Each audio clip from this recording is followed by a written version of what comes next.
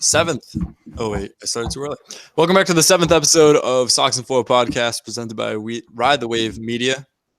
Check us out at ridethewavemedia.com, our Instagram at Ride the Wave Media, and then any sport you want to follow, just type in at Ride the Wave, and then whatever sport following that MLB is our page, Ride the Wave MLB. You could do Ride the Wave NBA, NFL, NHL. I think we have wrestling, but that's MMA. And then we got new gambling, a bunch of stuff. We have a lot. Like we said, every week, great writers over there. Must-read content, I might add. And again, I could be biased, but hey, I'd like to think I'm not. Today we got me, Ty, Brandon, Dylan, and Adam. Zach was unable to join us tonight, but we got 4 to the 5, so that's good. So what's up, guys? How was the past week for you?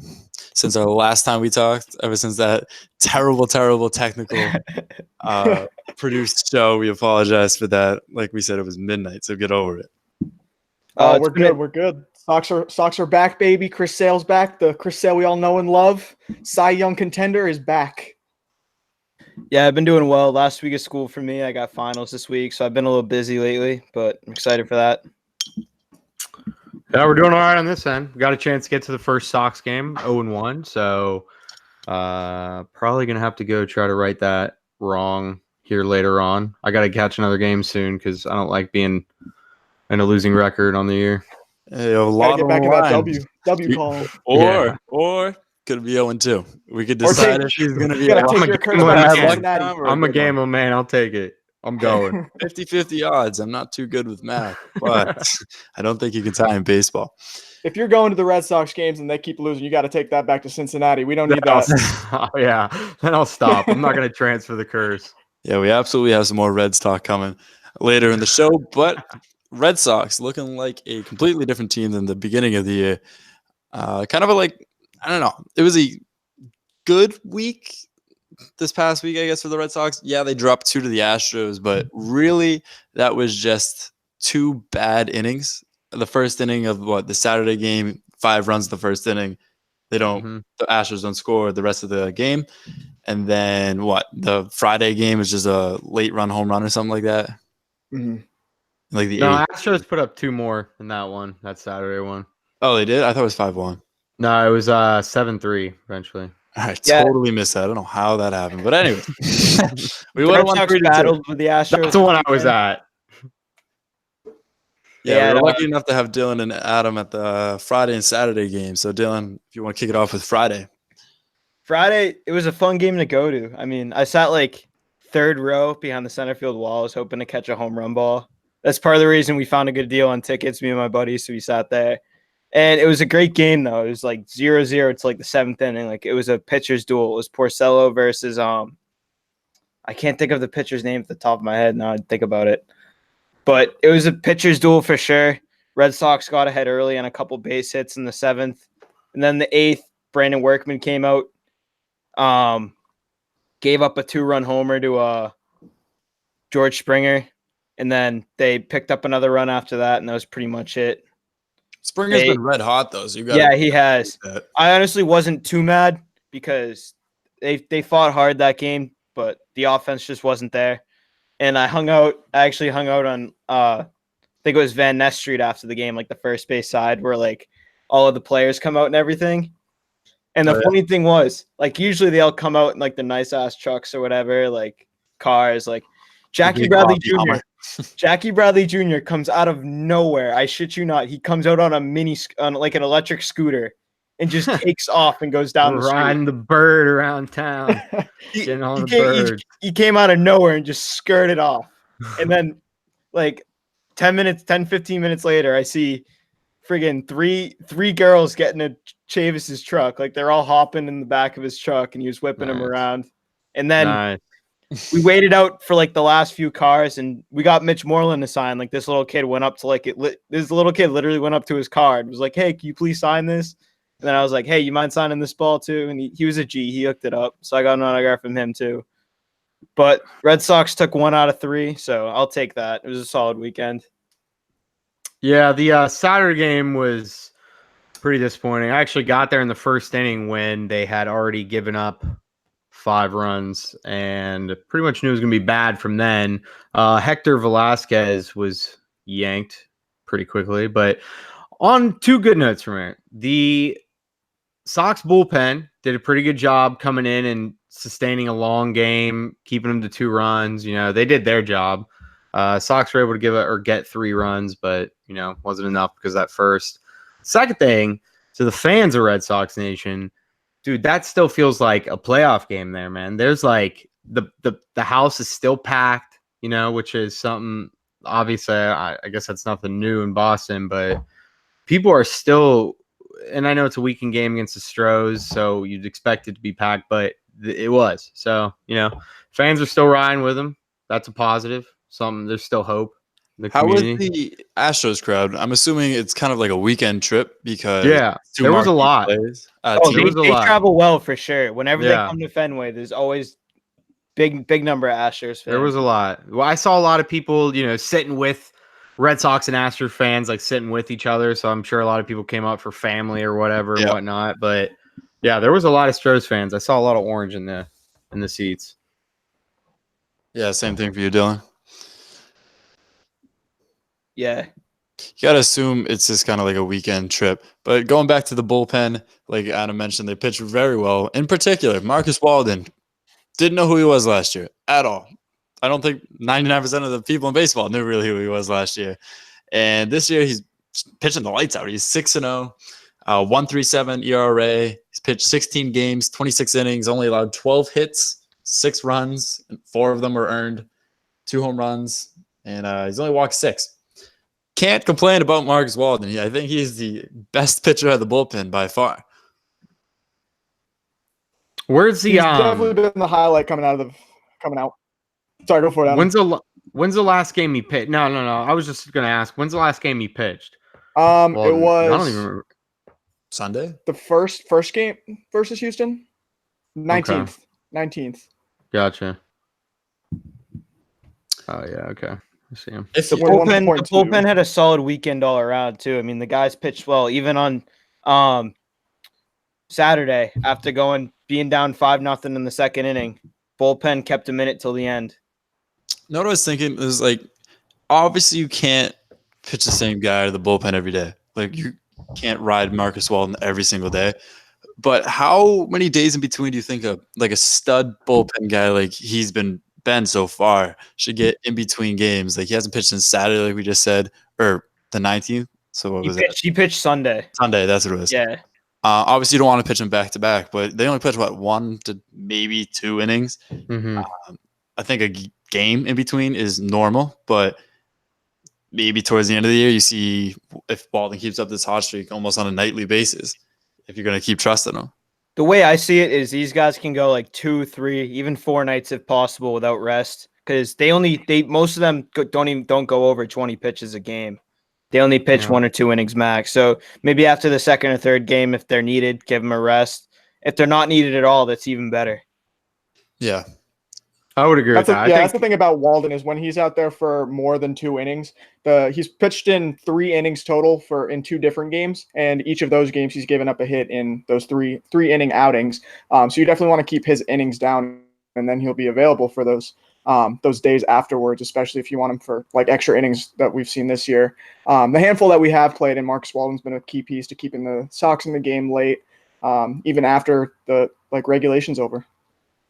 Yeah, transitioning from Walden, Brandon Workman, he's also been a stud out of the bullpen. Those are our top 2 guys, I believe. You could argue Barnes should be up there, but I think it goes Walden, then Workman, because Workman's 3-1, only has a 2.11 ERA. Pitched 21 innings, only allowed 4 hits. He's a heavy curveball pitcher. Like, it's a hard pitch to kind of just keep hammering at the guy because one mistake and you have just a lob coming in, but it's working for him. I don't know how hitters don't really hey, a curveball is probably coming. I should probably gear up for that. But hey, the Red Sox put out a montage video of his recent pitching outing, and he's throwing unbelievable 12-6 curves. They have a couple feet drop and stuff like that. Yeah, it's pretty fun to watch him out there. Have you ever heard that old? I guess it's a baseball superstition, but that major league hitters can't hit 68 miles per hour. It's like the perfect the perfect of amount of too slow to what they've had that they just can't hit 68 miles an hour. There's some ridiculous stat out Never there. I heard forget that, what it man. is. Yeah. It's something crazy. I swear I'm not just pulling this out of my ass, but it's some stat because like people go up there and throw the ephus or something. You Yeah, I was see about to these say. pitchers, they whiff on it or they'll like swing through it. It's almost too slow. Yeah, So the Ephus becomes a deadly pitch and coming in yeah, like a blistering 32 miles per hour. it's like rookie of the year when that kid was the pitcher for the Cubs and he had to Yeah, just yeah. lob it into the. That's Oh, yeah, just lob it in. By the Mutism, zone. man. That's kind of like when you're playing like backyard baseball and you get the specialty, and then Yeah. freeze ball, you like pitch it stops, they swing, and then Yeah. that's a Oh, 60 mile God. per hour pitch. Shout out Pablo. I haven't played that in forever. Yeah, I think one of my first articles actually for Ride the Wave was drafting the best backyard baseball team. Yeah. You wanna go remember check that. that Fantasy out, draft? check it. Yeah, I mean, there's no other team, so you just pick the best players. But hey, I'll take Whatever. it. Yeah. Yeah, but like I said, Matt Barnes also been pretty solid. I believe he should get the closing job over Brazier. I don't really trust Brazier anymore. I even argued last week that Workman should kind of get the edge over Brazier towards the end of games. But yeah, Matt Barnes, pretty good still. Going back to Workman, though, I mean, he did get the save Sunday. Yeah, Alex for Cora sure. I definitely love that he trusting pitched him. too. Yeah, me too. And that curveball definitely is like very effective. It's been working. So hopefully, I mean, Brazier's been struggling. I really hope Brazier can turn it around because it'd be very disappointing if they have to replace him from the closer role. He's been the primary closer so far. But at least you have three solid guys who are capable enough of getting a save on a nightly basis, and that's all they need right now. Yeah, right now he's pitched 19.2 innings, 3.2 ERA, allowed 15 hits, 9 runs, 7 of them earned, 3 home runs, and struck out 16. I don't know. It's just he's like a flip of a coin every time he goes out to the mound. He seemed like a sure shot at the beginning of the year too. To like if we were talking about how it was going to be between Barnes and Brazier for that closing role, and Barnes fit in nice, and then Alex Cora like threw a curveball at us and put Brazier out there for like every other game, and he started being like the consistent closer at the beginning of the season when we were losing all those games. Even games that we didn't need to have a closer in because we didn't have a lead going into 8th, 9th inning. But Brazier, he's not been good in that 9th inning yet. I don't know if it's like things just aren't clicking for him or he's under a lot of pressure, but it hasn't looked pretty from his last few outings. But those are guys that you want to move up earlier in the bullpen, like first guys out. I think Brazier moving up in the bullpen, coming in right after a starter finishes his outing for the day would be good for him, just so he can get those innings logged and that he can like hopefully record some strikeouts because that's like he's a strikeout guy. He's not one of these pop fly ground out kind of guys that you see some of the other guys in the bullpen are. Yeah, Brazier, I feel like maybe you need to try him as setup man a few more times like he was last year because he was dominant last year. And you got to think maybe the Red Sox have a winning record now. Maybe the pressure is getting to him a little bit because he's a new closer and everything. Maybe bring him back to setup man a few games and then try putting him in the closer role again, see if he can lock it down. I think it's just adjustments. He just needs to adjust. That's all. Yeah, steering away from the Astros series. Sox, I think last time we talked, played game.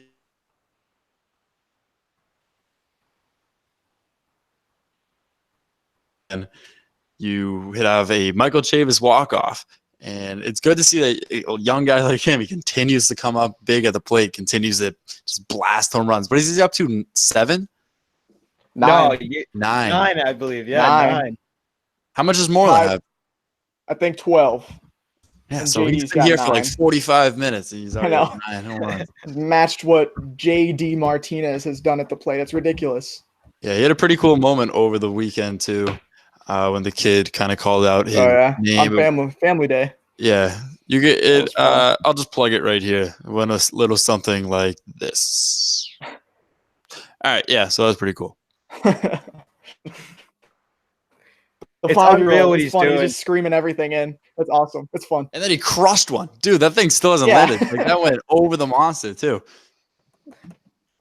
You got to put him up there for Rookie of the Year. He's got to be like the front runner as of right now. It's got to be a big lead too. Yeah, it's just unreal what he's doing. It's exciting to watch too. Yeah, I mean, we saw it in spring training. I'm so happy they decided to call him up, and they've stuck with him so far. The problem Yeah. the problem's going to become like, can you take that guy out of the lineup for a guy like Dustin Pedroia, who we have no idea who's going to be like the same again. But Michael Chavis has like filled that role beautifully. I was actually listening to Felger, and actually it wasn't Felger and Maz. It was like when Maz does the baseball show after the like 4 to 6 hour. So, or the 2 to 6 hour. Nunez, he could be off the roster kind of soon. I've heard talks of. You have what? You have Holt coming back, Pedroia potentially coming back, Chavis continuing to play just amazing baseball. Where does that leave Nunez? I think he's being paid the most, or close to the most, out of these 4 guys. We need obviously some bullpen help here and there. Could Nunez be DFA'd? Could he be traded? What are your thoughts on maybe losing Noontime? I mean, I really don't want to. I love the guy. I feel like he's a very good chemistry guy for sure. But at the end of the day, it's something that they have to do because they gotta make room for these guys. Dustin Pedroia is going to be in the roster regardless, and I know we all want to see Dustin Pedroia play, but even right now, there's not enough room for him to even get in the lineup on a nightly basis when he comes back. So definitely, they got to make a move with Noontime or anyone else because they could use the bullpen help too. They make a trade or two. Replace Nunez. If you take him off the major league roster, you could even do combo of guys like him and Tyler Thornburg to DFA or find a trade partner for those 2 guys. Because then you get some second base value, get some utility value, and along with a struggling bullpen arm. They should just tell Thornburg the wrong flights from now on. It's like, yeah. Don't even get me started. We'll make bets like how many runs this guy's going to give up every time he comes out. It's just a surefire like disaster inning when he comes in. Yeah. But hey, if we're gonna go back to the bullpen, I'd say not Red Sox legend, but definitely Red Sox fan favorite, 2013 World Series hero, I'd argue. Koji Uehara retires after a pretty decent MLB career. Obviously, I think with his time with the Sox was his highlight of his career. Was that his only ring? That was his only ring, but he was also ALCS MVP that same year. Yeah. So big shout out Koji. Thanks for the ring. It's all love. Oh yeah, that was a fun moment because like you guys know, I think we all lived through that 2013. It was just like a hard year to live in Mass, and then the fact like how emotional that season became, how every single game, every single pitch mattered, and it was like wasn't even like for the players anymore, it was for the city. And just the heart that was behind everything, and then how it like accumulated at the end of the season with, the strikeout, and you see David Ross rushing the mound, and it was all happening in Fenway. Mr. High Five City. It was fun stuff. Did not hop on the Bearded Brothers band though. He didn't. He was clean shaven. Worked for him. I respect that. I mean, Koji was a legend for sure. You guys remember his split finger too? That pitch was nasty. That was his go-to every time. Yeah. I remember when the Sox won the 13 World Series. I was I have a younger brother. He's like 4 years younger than me. And we were just like, wicked excited. So he jumped and I actually threw my hands up and his head just smashed the ceiling. Like I just shocked him. Just concussed the kid off the ceiling. I got the funniest picture to show you guys after the show. Like Halloween was the day after that year, and I was like 12 years old back when it happened. I dressed up. I had all the World Series gear on. I had the hat. I had the baseball pants, and I had this like wicked long beard that like went down to like my chest. It was like the funniest picture. But that year was awesome too. I just remember how excited I was too, that last inning and then that final pitch Koji threw. Adam, were you in Boston then? Or were you No, I moved to Boston in January of 2018. So wait, what part of Boston are you from? I've always meant to ask you this. I live up in Haverhill. Security? No. Yeah, I live up in Haverhill, like right near. Yeah. So kind of far from Boston, but you know. Yeah. We'll let it slide. Who cares? I'm sure the Dorchester people and all of them would be like, "You're not from Boston." Well, I had like 2 days for the company that I ended up going to work with. They flew me out for like 2 days, so I had 2 days to go find a place to live. You know, in this area, I've literally never been to Massachusetts before. Yeah. I'm like, all right, well, I choose here. This is good enough. So I just haven't moved since. Close your eyes through a dart at the Massachusetts map. Right. No, it's not bad. But hey, going back to the pitching, Chris Sale, just looking back to normal, Chris Sale, reports came out that he was Nice. pitching the beginning of the year with a toe injury. Maybe that's why your velocity's down. I don't know what toe, what foot. That was it. If it's your plant was foot, it. your big toe plant foot, we're just gonna say that. That definitely helps with Mm-hmm. velocity. You can't pitch only with your arm, as obvious as that might not seem. But I don't know. Chris Sale looks very back to normal, and this kind of reminds me of like Jaylen Brown playing at the beginning of the Celtics season, not playing too well. Everyone was like, Jaylen Brown stinks. He's the worst basketball player I've ever seen in my life. He's playing with a broken hand. Fixes his broken hand. He's put up like 45% shooting. This is Chris Sale. I mean, you had to know that I knew there was something wrong with Chris Sale that whole month of April. I'm like, this guy is completely bullshitting out there. There's got to be something wrong with him. But I guess, hey, his toe problems are gone. He's not really feeling it anymore. He's been pitching unbelievable. Lights out, Chris Sale. Struck out 83 to the season. ERA is down to 4.3. That's insane. Yeah, I mean, 17. What, he had 34 or something like that in 3 games or something? Yeah. I mean, I dig it. That's what, 11.333 a game or something? Just fingers crossed that he can keep that going. I mean, he's been pitching lights out past 3-4 starts. Yeah, the win-loss record is obviously not going to show that. He's 1-5, but he just never gets run support when he pitches. So, and then I think his last two have been no decisions, if I'm sure. But those high strikeout numbers, I'm pretty sure that those have been no decisions. Yeah, absolutely.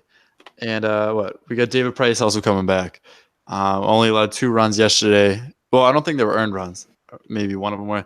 No. Sox won 12-2. We had Xander Bogaerts, Rafael Devers going back to back. The bats were hot the whole game, really. 12 runs in a game. He scored at least 1 run a game. Yeah, if Jackie Bradley Jr. hit a home run, you're winning the game. In my opinion, the Blue Jays are a terrible team. Like back in April, I don't know if they got swept by them or they lost the series to them, but like it's like you got to be beaten up on these teams. They're trying to catch up to to Tampa and New York, and it's going to be. Yeah, Dylan, that is not just your opinion. Everyone knows Toronto is not a good baseball team right now. Sources say Toronto. Per Ken Rosenthal. What's the Bad score right advantage. now? Not good. I got to check the score to the game right now. It's 3-0 Toronto. So as you're saying that, they're beating up on the That's only right. Yeah.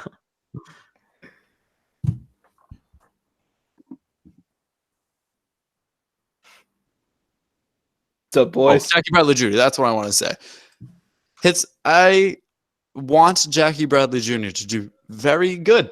Like that would help the Red Sox. He's batting 140. And what we are a lot of games in the season. I don't have the record right in front of me. Hits his first home run yesterday or a couple days ago. Yeah, was it yesterday? Yeah. And everybody on Twitter is like, I told you, like, wait on Jackie Bradley Jr. Like, this is the year of JBJ.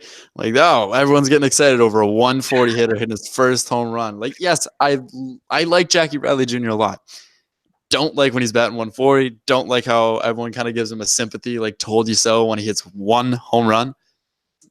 It's probably those dumb like Facebook fans you read on Facebook, like every little thing. Like I don't know, but yeah, you got to be happy for his first home run. I don't expect him to hit I expect him, looking at the way he's been hitting, like to have 6-7 home runs max this season. Yeah, for sure. We definitely have him out there for the defense, and it's gonna stay that way. Yeah, turn into the catchers. Christian Vasquez is on an unbelievable hot streak hitting the baseball. Does this kind of give him the edge over Leon in a way? Because like we always say, Leon calls a great game, can't do anything at the plate. Vasquez is a good enough catcher to call a good enough game, but will give you way more offense. I know Leon and Sale have I think, better bond, better trust between the two when they're pitching. So I'm sure we'll see Leon when Sale pitches or anything. But it's kind of going to be hard to take Vasquez out of the lineup. No, I definitely have Vasquez over think Leon. Just what he's been doing. He's been hitting home runs, base hits. And the night thing on Friday night, he got a base hit to keep the Sox in it. And hey, it's a tough take, but I think he's capable. He looks like he's going to be an all-star this year from what I've been seeing so far. What other good? Yeah, I made the point too. I made the argument too that because I was saying that the catcher does hold a significant part of how the pitcher's doing. I remember we talked about that probably in episode 5, I think. But in an instant like that, I mean, you got to put that. For me, I'm putting the bat out there. I'm getting the offense. Like you mentioned, how Leon has a chemistry with Chris Sale, right? Well, you can use that day to give Vasquez a day off or something like that. You know what I mean? But I think having the bat out there is more beneficial than having that kind of he calls a good game guy out there. I'm looking for the runs because Vasquez knows how to call a game too, right? It's not just He might not be as efficient, but he's batting .316, best on the team. Yeah. You can't. That's nothing you can. I think you got to start Leon over Vasquez to start a game, especially with these starting pitchers who wanted him back. Like, he's the reason we get rid of Blake Swihart. He's the reason Chris Sale's out there throwing. I mean, not the entire reason Chris Sale's throwing 17 strikeouts in a game, but he's definitely got a huge impact on the way these pitchers are thinking, the way if their confidence in their pitching and what they're going to be thrown next to the next guy that steps into the plate. The thing is, you won't be getting that bat with Sandy Leon, but you'll have that bat in Christian Vasquez always available coming in off the bench. Having Leon start the game doesn't necessarily mean he's going to finish it, and that Christian Vasquez isn't going to get a plate appearance in that game. I think Vasquez coming in off the bench is going to be a big part of the Red Sox game moving forward, especially in look forward in like a Chris Sale start. I mean, hey, Vasquez has been hot, but he could always go cold again like he has for a while. Like, this is the best he's been hitting his entire career. But currently, I mean, you got to, in my opinion, you have to have him over Leon in the starting lineup because just think of it. Leon and Bradley Jr. or Vasquez and Bradley Jr., they literally go like next to each other in the lineup every night. And I definitely take Vasquez's offense over 2 automatic outs in the bottom of the lineup. Yeah, sticking with offense and defense, which one you want. Rafael Devers, he's hitting, 314. He has, where did these go? Oh, he has 55 hits on the year. 12 of them are doubles. His home run ball is kind of coming alive lately. He has 4 of those. I'll always advocate for Devers. Also has 25 RBIs. Patience is the key with him all year. His bat is something you can't quit on. And he'll make a decent amount of errors. But for what he makes in errors, he makes up, I think, at the plate. He comes up clutch. He gets a good leadoff hits here and there. Has anyone's thoughts on Devers kind of switched anything? Or I love this guy. I love this guy a lot. Yeah, for sure, man. He's not striking out too, which is a big thing. Other than Vasquez, he's got the least amount of strikeouts on the team. He's actually tied with Michael Chavez, but so he's putting the ball out there. I don't know what I guess his contact is. He can get out other ways, but the fact that he's putting the ball in play, man, making something happen, that's the kind of guy you want in the middle of your lineup. You know what I mean? You don't need the dude cranking out 40 home runs a year or anything like that. You just need to put him ball in play. Try to start something in the later half of the lineup. Try to get something rolling, and he's doing that. He's doing just that. So he's playing decent defense as well. I don't think I don't know his errors or anything like that, but doing all right. And he's getting on base too. He's close to 400 on base percentage, and he leads the team in steals with those while he gets on base. First off, this man's making something happen. I would like to take back what I said a few episodes ago. I was like absolutely ripping on the guy. Like he's even cleaning it up in the field too. And I love what he's doing. He's hitting better than Mookie and JD Martinez. Like just with a batting average and just solid contact. That's literally all you need. And I've been noticing this. We never really talk about this guy, but he's consistently good. He's arguably one of the best shortstops in the league. Xander Bogaerts. The dude's been a stud all year. He has 31 RBIs. I think that's the most on the team. It's tied with Moreland. He always just comes up big. I think most of his RBIs are like late game too. Every time he comes up to the plate late game, I know he's going to deliver. And if he doesn't, he's at least going to get a sac fly or move the runners. So I'll always trust Xander. He'll most likely be an all-star. We never really talk about him though. So what are your kind of thoughts on him during the year? I'm pretty sure I saw some stats reading some articles a few days ago how he's been the most consistent and the best bat in the American League at that position for the last 4 years, I think. Since looking at his numbers from 2015, he leads the American League shortstops in runs batted in, and that's where you want to get production. He's a vacuum over there.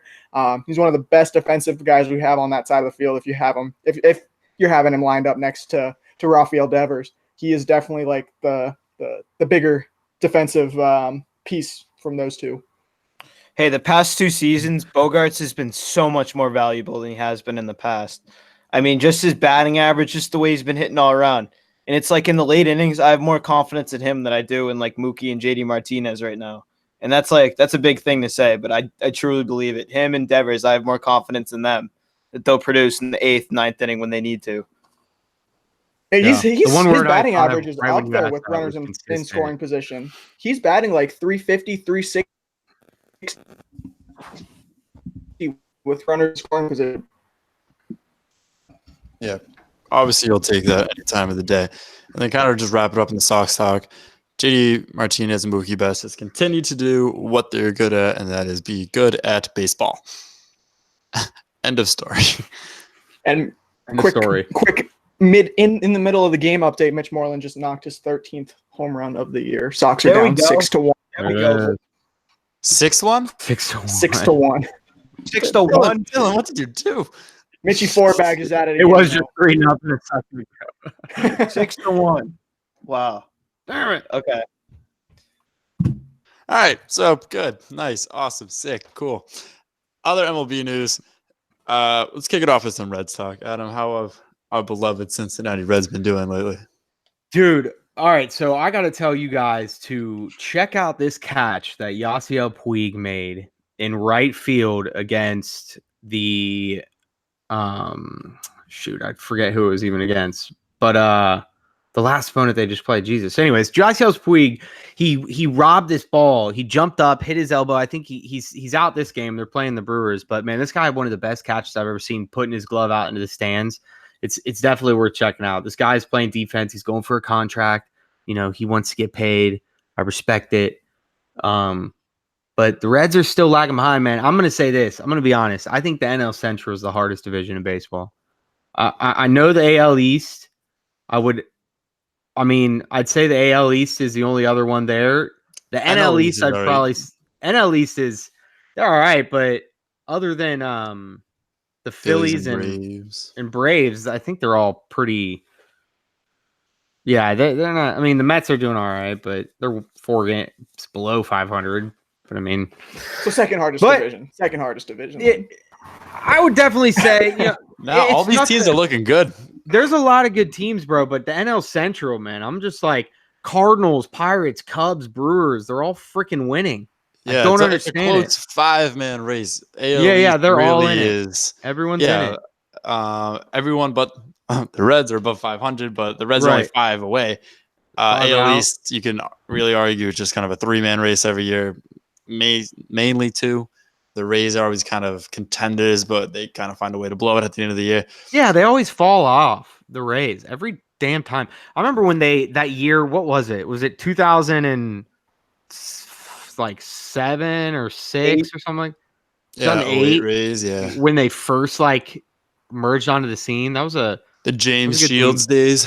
Yeah, and yeah, that's right. Evan Longoria, he plays on the San Francisco Giants now. You know that? I thought he was out of league. I'm not gonna lie. No, yeah, he's on the Giants. Saw him. He hit a 3-run dinger against the Reds a couple of days ago. Yeah.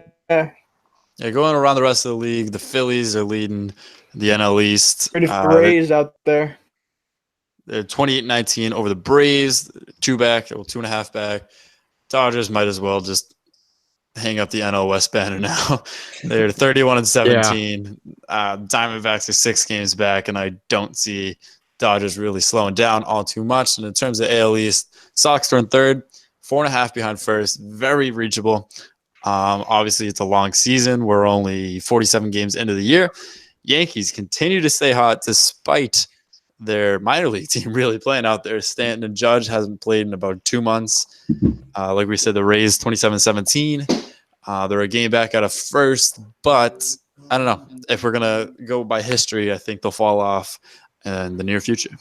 I agree. Hopefully. I would agree with that. AL Central is kind of a surprise. Nobody The really Twins. came into the season expecting the Twins to be 31-16, yet here we are. Wow. Indians not looking as hot as they used to be in the past. And the Twins are doing it. They're getting it done on the road, man. They're 16-8 on the road and 15-8 at home. So no real fall off for the Twins between whether we're playing home or away. That's dangerous. Almost identical records. Yeah, that's nice. You love seeing your club right in that position. And you look on their team and you're like, where does all this come from? It's their young. They got all these young guys. It's their young talent. That's what Right. it People appears we to don't be. know of. This is what they've been Exactly. secretly doing for the past 28 years. I could Since the not tell Twins were you relevant. one Twins player right now. Joe Mauer, is he still there? I was going to guess him, but I No. figured he's gone. Yeah. No, he retired. You're tired, yeah. Oh my You got Nelson Cruz, They Jonathan got Scope. our favorite center field robber, Byron Buxton. It's a strong Byron name. Buxton. Jackie It is Bradley that. would have 3 Gold Gloves. Byron Buxton. Oh, you know the guy Miguel Sano and the Twins? I'm Yeah. gonna I wear. know I him. literally. It's I literally funny. I don't know literally. anyone on the Twins. You guys probably some of you guys might not even know him, but I have his player shirt. It was on sale. I had like a Kohl's gift card, and it was on Oh, sale yeah. for like $10 on Kohl's.com. So I bought his shirt, and I literally have his T-shirt just chilling in my room. Big It's- Michael Sano fan. Or Miguel. No. Are you Yeah. allowed to do that if you're a Red Sox fan? I mean, I guess I had The like Twins a. were actually, this is a weird story. The Twins, do you know like Little League Baseball, how your team name would be like the Red Sox, or Yeah. the Pirates? Yeah. I was the Twins. And ever since then, like when I was a kid, I just loved the Twins. Like I had like 3 Yeah. Twins hats, like when they had like the TC logo. I don't know, I just like the Twins a lot. I like Joe Mauer because I played catcher. But yeah, kind of whatever. Go Twins. Hey, if Woo. you need any positivity as a Reds fan, my first year in Little League, my team was the Reds, and we went all the way. We won the championship. There it is. Heyo. That's our claim to fame. Dylan's title. Are the Kansas City Royals the most random team to ever win a World Series? Yes. They were in it what, Except for the back-to-back fact that years, they right? were good. Yeah, they were good They were, for those and 2 they were in years, it but- consistently for those 2 years against the Giants. Yeah, I don't know. I just think nobody thinks that the Royals are going to be like a good team. Like if someone were to list all 30, not like that challenge, like list all 50 states, I bet you can't do it, stuff like that, because someone always forgets like obvious ones. Feels as if I had to fill out every single like MLB team, I'd forget the Royals. But they were good. Like I don't know why they're just so out of memory. Oh, they How were. about go on. They were like, I don't know, they were like a big team back in the day though, and they won that championship. They were like one of the top dogs for like a few years. Yeah. They had Hosmer, they had Moustakis. That was a pretty fun Oof. team. I'm pretty sure they had Zach Greinke too pitching. Lorenzo Kane. Yup, they had him. They had who's that guy behind the plate? Salvador Perez. I think they still have him. Yeah. He's been on the Royals since like 2000 or something. 1806. Yeah, he's been there for a while. What about, I don't know if you guys heard me, but what about the Mariners? They looked They like they were fell off. falling out. They're in last now. Just They fall off every single year.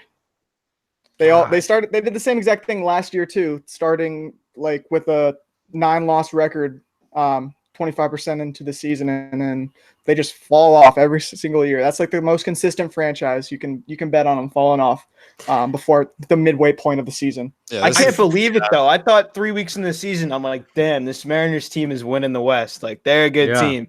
And then I see them play at Fenway 2 weeks ago, and they get absolutely shit on 14-1. I'm like, this team is terrible.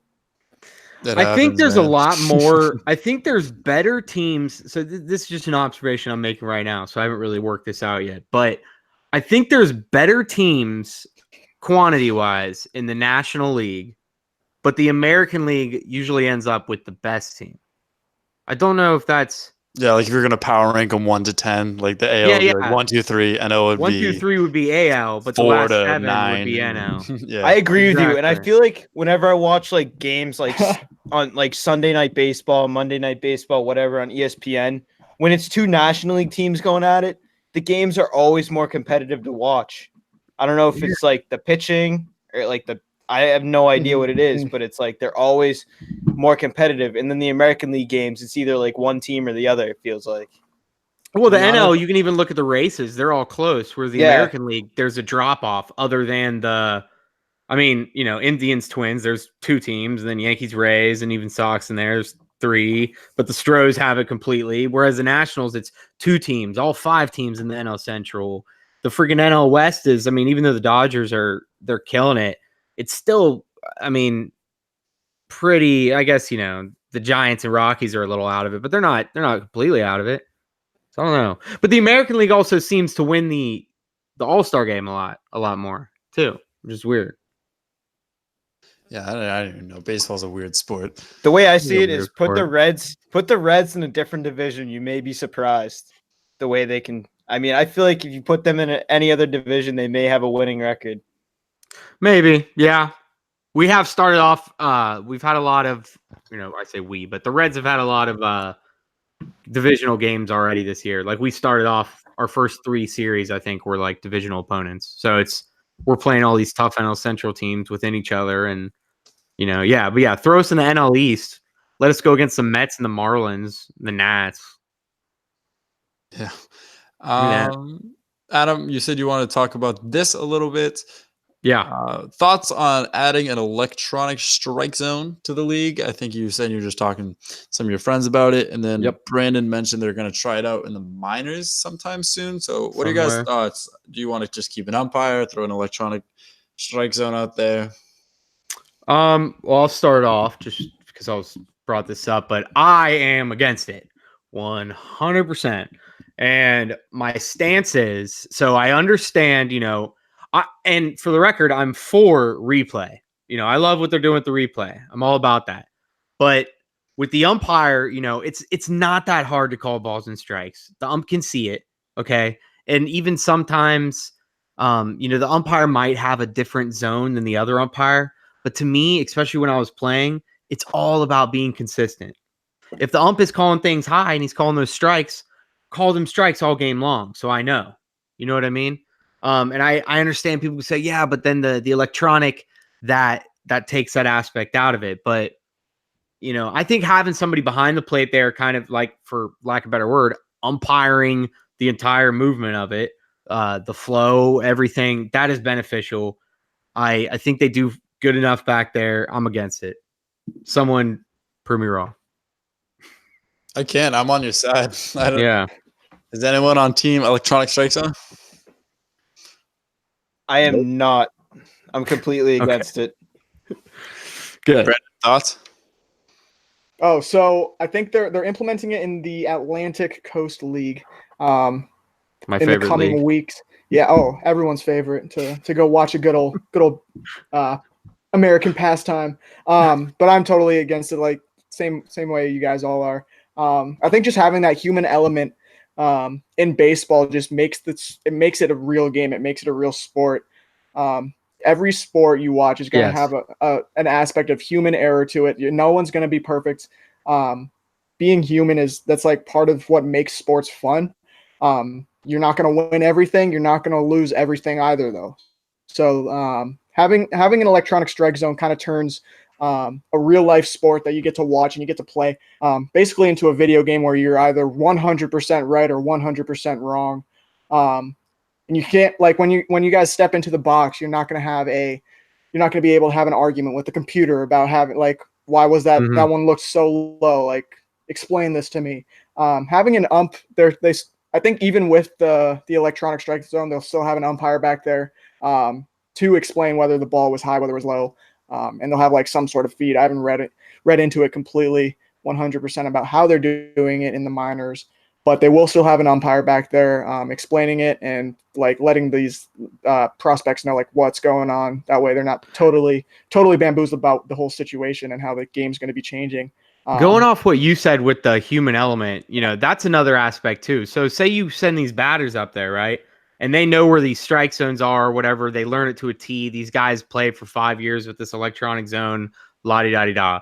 Now, they're not chasing these pitches. They're not up there going to be trying to protect the plate because they know that that's a ball. I'm not going to swing at that. Or, And that takes away, I think to me, it would slow the offense down, to be honest. I mean, now I don't know. I don't have the stats on this. Okay. I've never done it, but Mhm. I think that's slowing things down. I think people are going to be more willing to walk, and I think there will be more walks.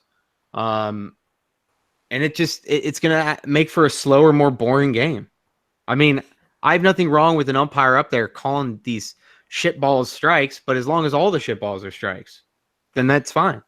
I agree with you. I actually think in a way it would make the hitters like become more aggressive, and then there'd be like, more strikeouts, less offense, and everything else. Yeah. Because it's like, it's interesting. It's like, it's honestly hard to explain, but I just don't like it in general. Do you guys ever see the movie Naked Gun? That's like the whole thing, like the slowing the game down. The commissioner's talking about how he wants like the pitch clock too, as to computerize the game, to computerize the sport. Yeah. What is it? Rob Manfred. He wants to speed up the game, but I don't think that an electronic strike zone is going to solve that. I think a pitch clock definitely has more of an argument for speeding the game up, but the strike zone, not at all. So yeah, have you guys Pitch clock, seen- I'm not that mad about. I like the 30 seconds. Especially in between pitches. Some dudes like to do this, step off, rub the rosin bag, touch your toes, say a prayer, type your mom's name in the sand. I mean, just throw the damn ball. Just go, please. So I'm all. I kind of like the pitch clock, but again, that's not an interference. That's just hey, speed up. That's not changing the game the way an electronic zone. That's like. I think that has residual effects. That's right. Residual. Big word of the day. Look it up. Every single sport has a real official too. So there's no reason why they should just implement a electronic strike zone. Right. Plus, umpires blowing up at managers is unbelievably Yo, great. You can't Great take that away. television. We should let fights in baseball. So, like, have you guys seen The Naked Gun, like the movie? No. An old movie, but there's an unbelievable umpire scene. He's like this detective guy. I'm not going to go too far into it. If you're listening and you know exactly what I'm talking about.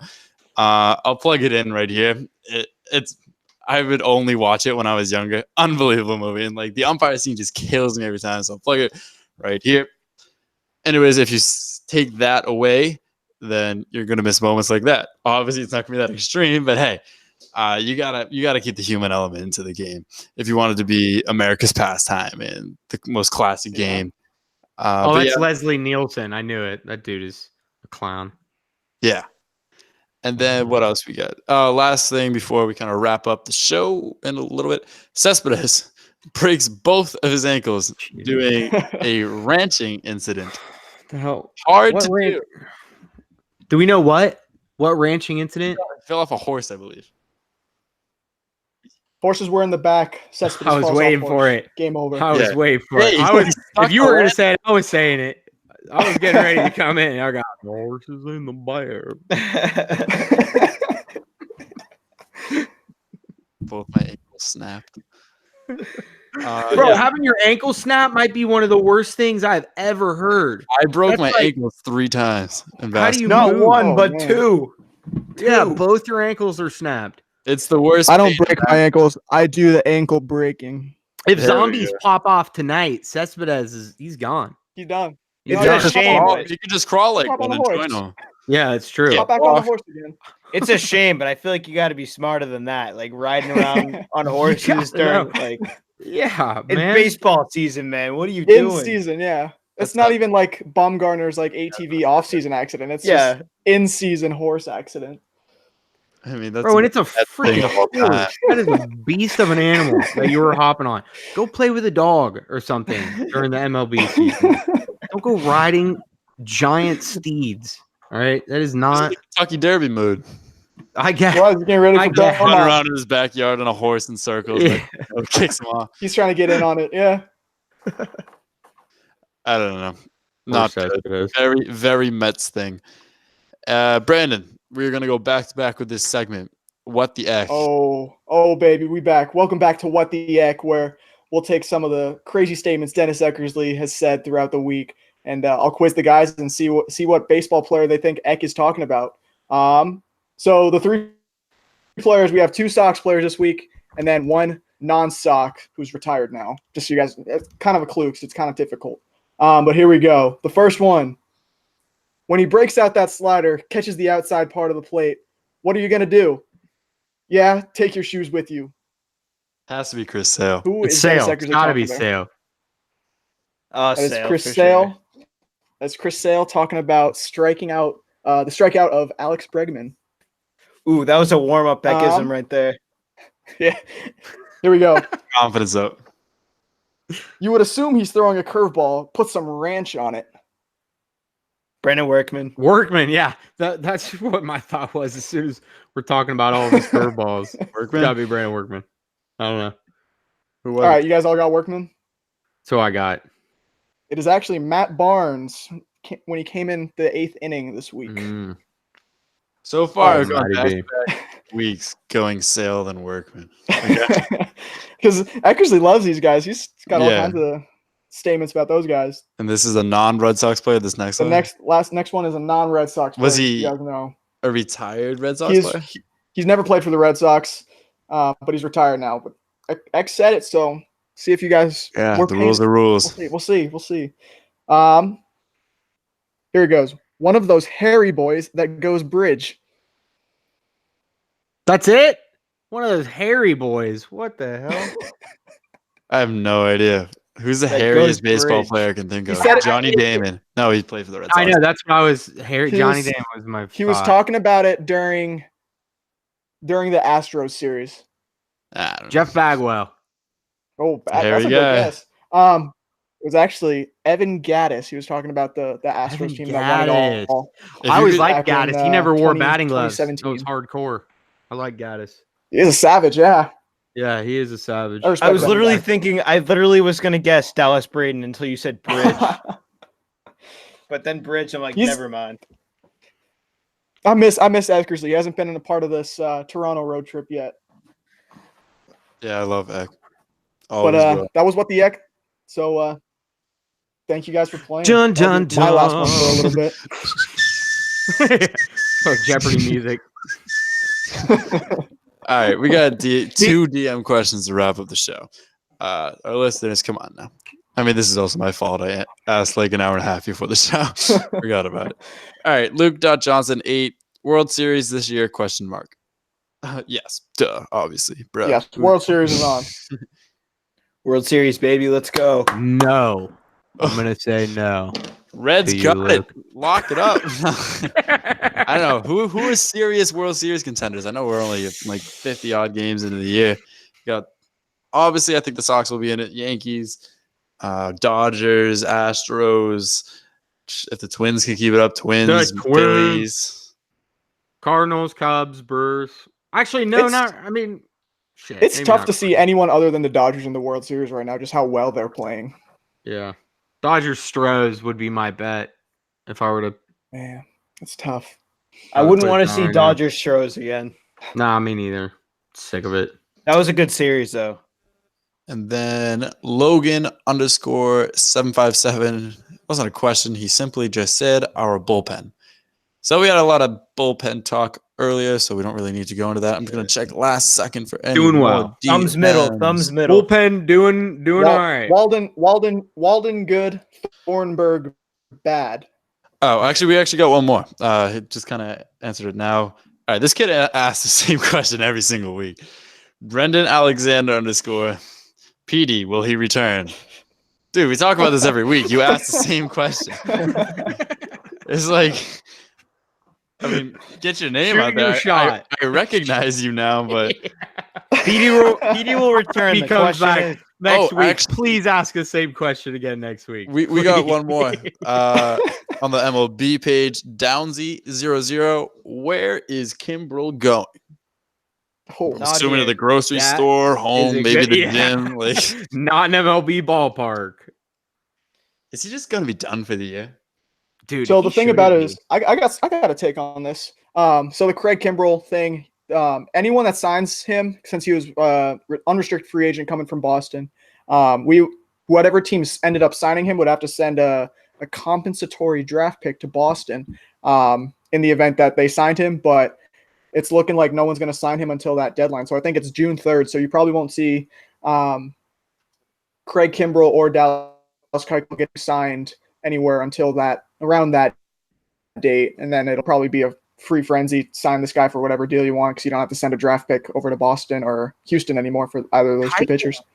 Someone just Keuchel was signed the asking guy for a lot already. more money, wasn't he? Wasn't he? He was pushing for a lot higher of a contract than people Yeah. wanted to give him. I mean, he's a Cy Young winner. He can That's fine. demand that kind of contract. That's what I'm saying. No, I'm on that side. I'm like, shit, dude, pay the guy. I thought he was Yeah, one of get the your most money. dominant Yeah. pitchers in baseball. But Mhm. I don't know. I don't know. I thought the Astros would struggle without him. They have filled his shoes real Yeah. quick. Garrett Cole and Verlander. Garrett Cole's nice. He was on the Pirates for a long time. Yeah. Big problem for the Reds for a while. Oh, I have a question for all you guys before we end it. It's like my own version of a DM question. But will John Lester be a Hall of Famer? Should be. Shit. Couple I rings. think so. Mm. Does he have a Cy Yeah, Young?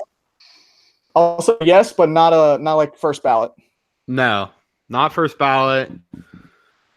He has a Cy Young. I think he's got Not a first no ballot. for the Athletics, maybe. I don't know. Yeah, I definitely have him as a Hall of Famer too. I think he is. He is, but not right off the bat. No, Lester threw a no with the Sox.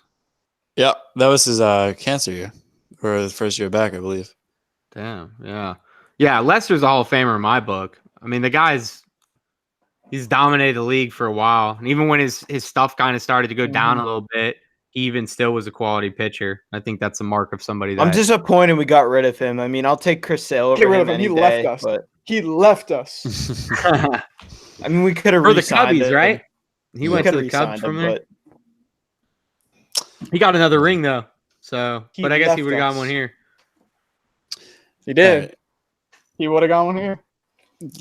That wraps up this week's show. Brandon, I believe this was your last show until what? End of summer? This is my last show until probably the end of August, early September, that area. So that'll be it for me for a bit, boys.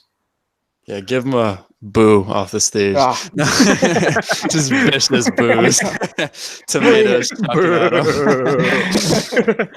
No, we'll definitely miss Brandon on the show. We'll obviously have him back on as soon as he gets back. But cool having you on, man.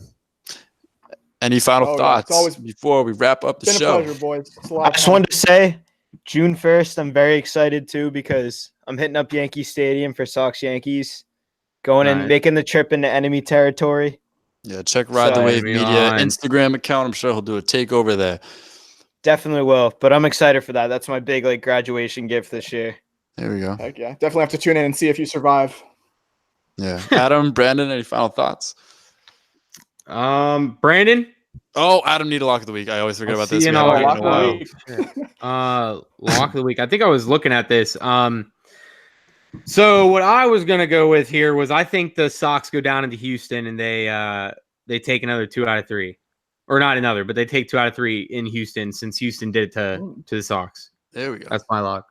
Even, I think a even little up the payback series. is in the water. I think the Pride. I think they're gonna do it. It's a little ambitious of a lock of the week, but Hey, they can't all be. I talked it over with my stat department and they agree with me. Let's lock it up. Yeah, we Punch crush the numbers. loads of numbers. and Calculating That's what we came up correct. with. So. All right. Other than that, I just got Bruins Stanley Cup. Go Bruins. Oh, let's go bees. Go Bees. Game I one got Monday. One thing to say, since no one can tell me I'm wrong. No one can tell me I'm wrong for Yeah. the rest of the summer. So here we go. Let me Nathan tell you Eovaldi will another. be back in the next week. Heard it Nathan here Eovaldi will be first. back, coming off the DL. Loose bodies, tightened up, everything. And but the loose bodies are gone. And let me tell you, he's gonna throw a no-no in his first game back. Guarantee it. No, Guarantee it. no. He's gonna Hey, be really hitting quick, 105, really quick, 106. before we end. No loose bodies in the elbow. Before we All right. end, Oh. Brandon, you're gonna give us some eckisms every week so we can talk about them on the podcast. It's like a Absolutely. I'll ghost. send in an echism every week. There Yeah. we go. All right. Thanks for listening, and we'll see you guys next week.